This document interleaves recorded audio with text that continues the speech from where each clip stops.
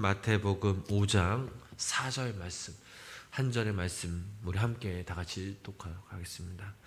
마태복음 5장 4절 말씀 우리 함께 다 같이 읽겠습니다. 애통하는 자는 복이 있나니 그들이 위로를 받을 것임이요. 아멘. 거룩한 주의 이 새벽 주님의 전에 모인 우리 성도님들 삶 가운데 하나님의 귀한 은혜와 사랑이 함께 하시길 주님의 이름으로 간절히 축원합니다. 오늘 이 시간 우리가 함께 나눌 말씀은 애통하는 자는 복이 있나니 그들이 위로를 받을 것이며 라는 그 주제의 말씀입니다. 이 복도 지난 시간 함께 나눈 말씀처럼 세상에 속한 사람과는 전혀 다른 존재로 눈에 띄게 구별됩니다. 천국 백성들에게 무엇보다 갖추어야 할 요소는 새 사람으로 변화된 하나님의 성품입니다. 세상 사람들과는 분명 다릅니다. 그들의 생각, 가치관, 삶의 모습 등 많은 부분에서 달라져야 합니다. 세상은 애통하는 자는 복이 있나니 이 말을 우습게 여기고 혹은 가능한 피하고 싶어 합니다. 세상이 강조하는 것은 두통거리를 잃어버려라. 이런 것들에 등을 돌려버려라. 이런 것들을 피할 수만 있다면 불사하라는 것입니다. 그러므로 할 수 있는 대로 행복하자라고 말합니다. 그래서 세상 사람들이 돈도 쫓고 쾌락도 쫓고 어떠한 것에 빠져 열광하는 겁니다. 왜 그렇습니까? 애통하는 마음에서 벗어나기 위한 표현이라고 하겠습니다. 그러나 오늘 성경 말씀에서는 어떻게 말하고 있습니까? 애통하는 자가 복이 있다라고 말하고 있습니다. 누가복음의 그 병행 말씀을 보면 이 말씀이 더욱더 돋보이게 기록되었음을 알 수 있습니다. 누가복음 6장 25절 말씀, 누가복음 6장 25절 말씀 우리 다 같이 한번 함께 읽어보겠습니다. 하이스진저 지금 배부른 자여 너희는 줄이리로다. 하이스진저 너희 지금 웃는 자여 너희가 애통하며 울리로라. 아멘. 이 말씀은 하를 선언함으로써 이 세상의 웃음과 유쾌함을 정죄하고 있습니다.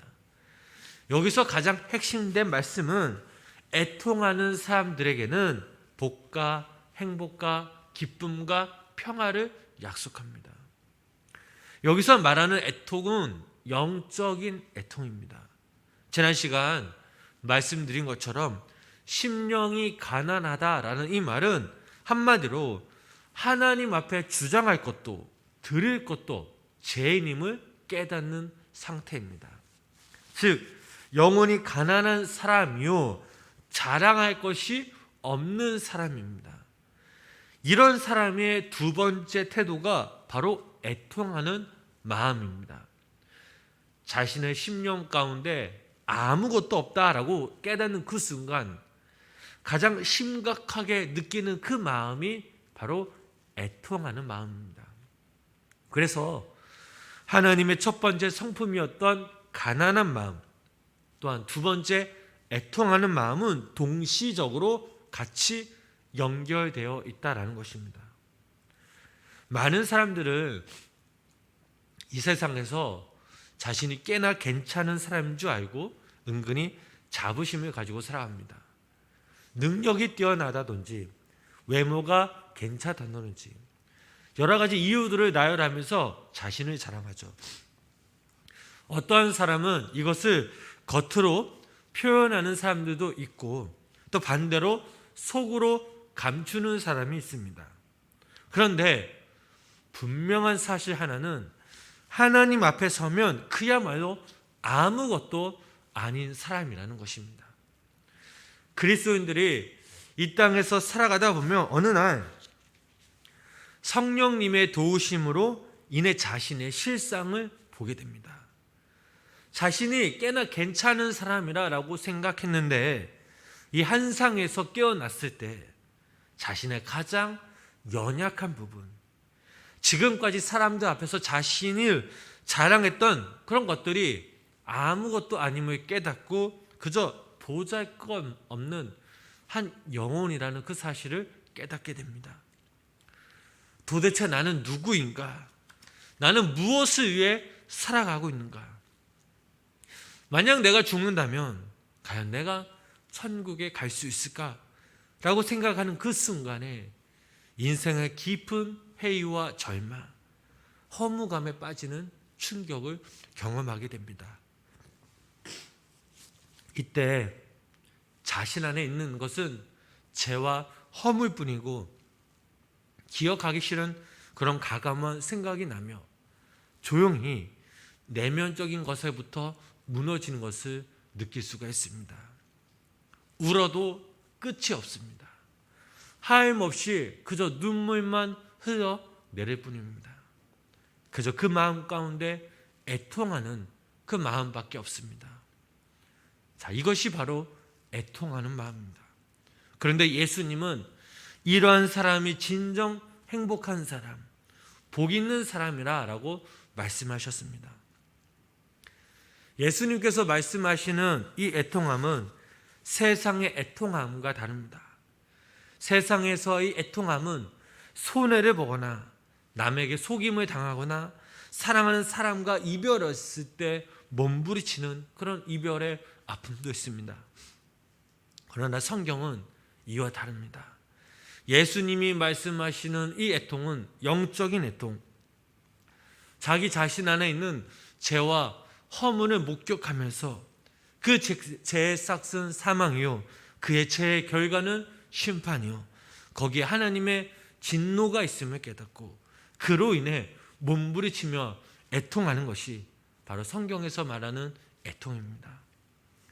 사도 바울의 한 예를 보면 그는 오라 나는 공고한 사람이로나 이 사망의 몸에서 누가 나를 건져내랴. 즉 이것은 세상에서의 그 애통이 아닙니다. 하나님 앞에서 선을 행하고 싶어도 행할 능력이 없고 또 행하는 것마다 죄뿐인 나 원하지 않는 그런 죄도 어쩔 수 없이 그 모습으로 살아가며 나를 보면서 오라 나는 공고한 사람이로다 이 사망의 몸에서 누가 나를 건져낼 것인가 라고 하나님 앞에 울부짖으며 애통하는 그 마음. 두 번째 예수님이 말씀하신 이 애통의 의미는 또한 단순한 죄의 고백이 아닙니다. 잘못한 것을 깨닫고 인정할 수는 있습니다. 그러나 통회하고 가슴을 치고 애통하지 않을 수는 있다라는 이야기입니다. 요즘 사람들을 보면 죄를 너무나 경향시 여길 때가 있습니다.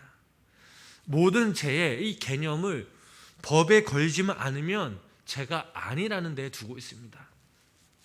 죄를 하나의 본능으로 해석하고 심리학적인 한 현상으로 해석하려고 합니다.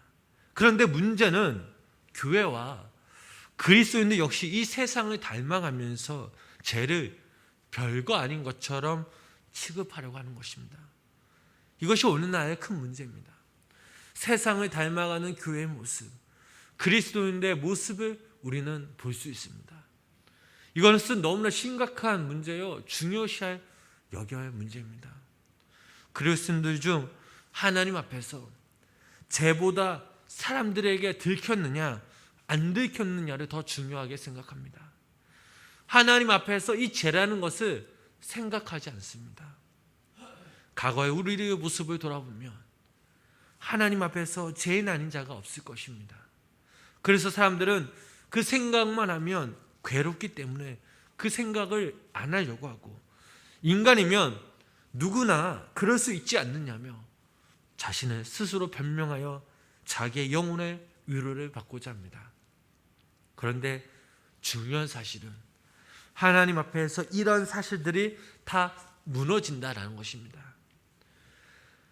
우리가 하나 더 생각해 볼 것은 이 애통함은 한 걸음 더 나아가서 자신의 죄와 허물을 보고 아파할 뿐만 아니라 다른 사람의 죄까지도 자신의 죄로 알고 애통하는 그 마음까지 가는 것을 의미하고 있습니다. 이웃의 모든 죄와 그 허물이 바로 자신의 죄와 허물이라고 생각하며 대신 아파하며 눈물을 흘려줄 수 있는 그 사람이 진정한 애통하는 사람입니다.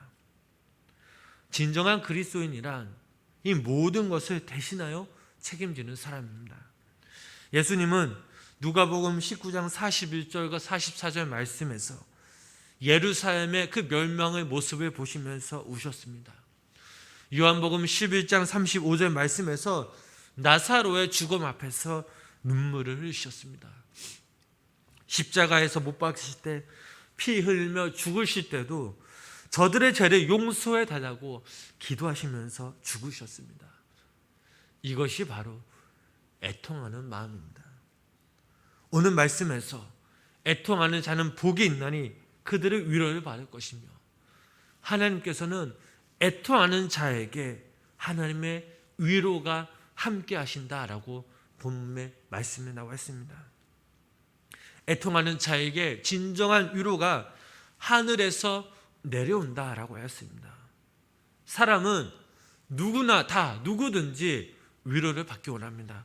그런데 그 문제는 그 위로가 어디서부터 오느냐가 문제입니다.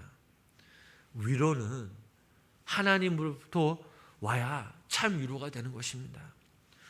애통하는 사람에게 하늘의 위로가 있을 뿐만 아니라 진정한 하늘의 보상까지 있다라고 말하고 있습니다. 요한복음 7장 17절 말씀을 보면 이런 말씀이 있습니다. 함께 그 말씀 읽어보겠습니다. 이는 보좌 가운데 계신 어린 양이 생명수 샘으로 인도하시고 하나님께서 그들의 눈에서 모든 눈물을 씻어 주실 것입니다. 아멘. 애통하며 눈물을 흘릴 때 하나님께서 우리들에게 오셔서 우리의 손을 어루만져 주시며 우리의 눈물을 씻어 주실 것임을 믿으시기를 바랍니다. 이러한 주님의 모습이 또한 고린도 후서 1장 4절에서 5절 말씀 나옵니다. 제가 그 말씀 읽겠습니다.